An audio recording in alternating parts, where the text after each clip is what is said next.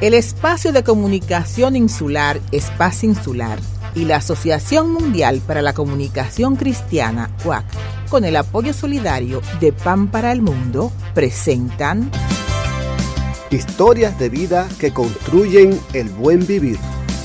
Vivencias, solidaridad, aportes desde la cultura y las experiencias que hacen a las personas constructoras del buen vivir.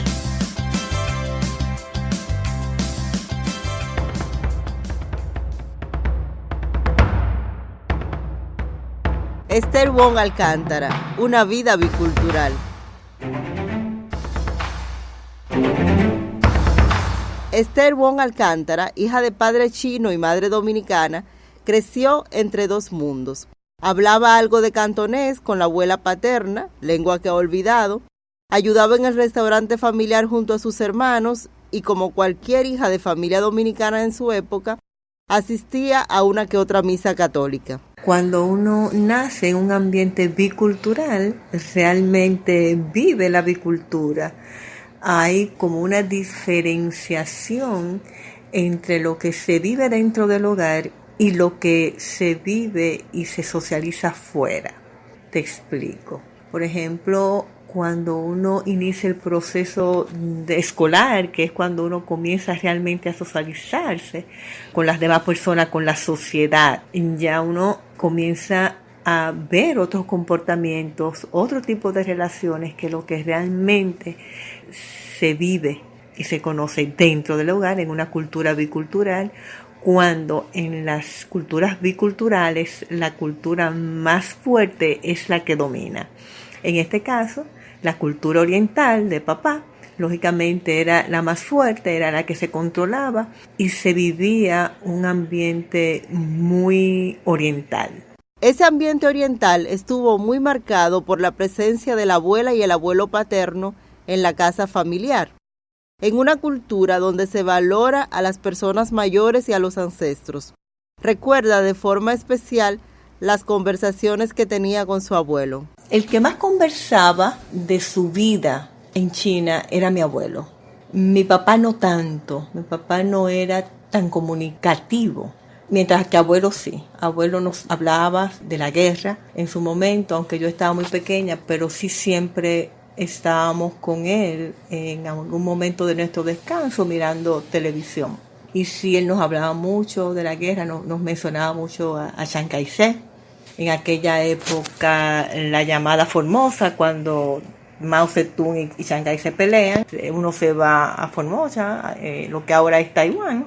Y entonces sí, él nos hablaba de esa parte y de cómo era su vida en aquel entonces, en su aldea. Y quizá eso nos lleva a imaginarnos lo que era en aquella época la vida de nuestros ancestros. Dice que las dos culturas le aportaron herramientas para enfrentar tanto su vida personal como la profesional. Herramientas de la cultura, la tolerancia, la discreción, la disciplina, y no lo puedo negar y tampoco me siento como vanidosa de ser trabajadora. Y lógicamente de la parte dominicana, el baile, porque me gusta bailar, sé bailar, aprendí a bailar, la alegría de que llevamos los dominicanos.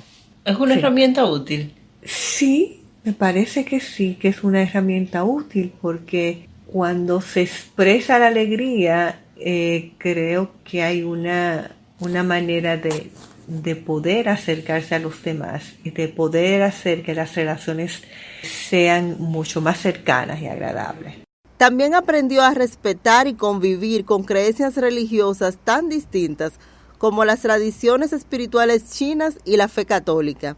Su madre respetó la espiritualidad china y su padre la fe católica. No había una relación dominante en ninguna de las dos. ¿Por qué? Porque de igual manera cuando nosotros teníamos que hacer las celebraciones que se hacen, la vivíamos y la disfrutábamos de igual manera. Y nosotros de igual manera cuando había que ir a la iglesia, igual papá y abuelo iban a la iglesia con nosotros.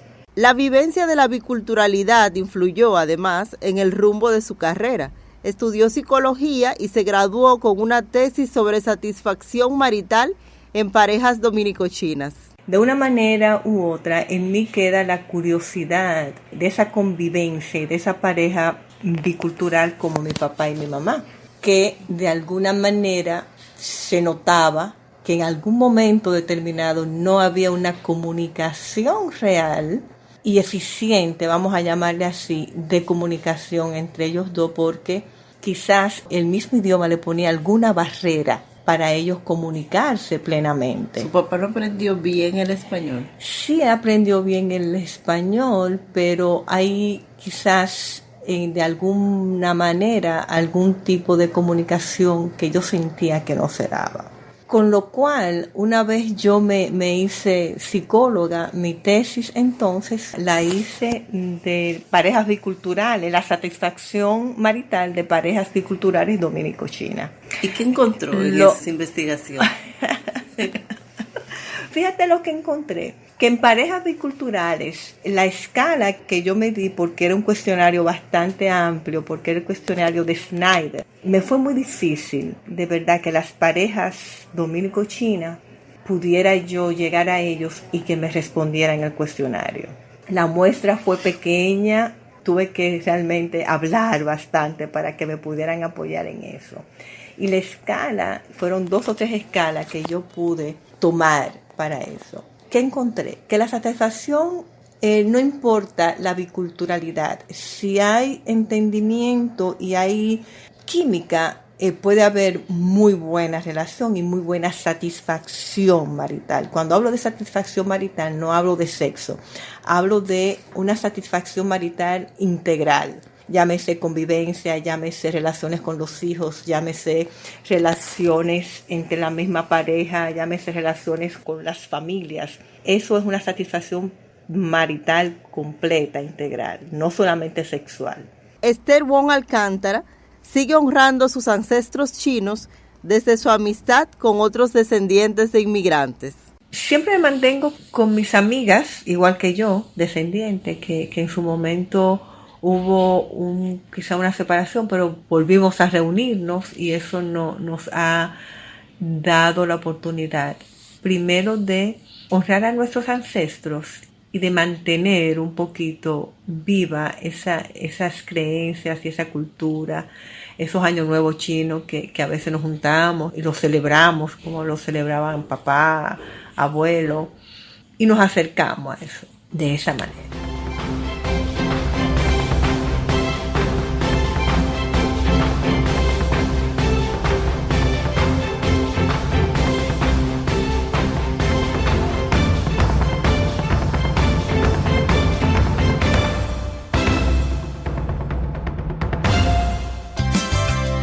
El Espacio de Comunicación Insular, Espacio Insular, y la Asociación Mundial para la Comunicación Cristiana, UAC, con el apoyo solidario de Pan para el Mundo, presentaron Historias de vida que construyen el buen vivir.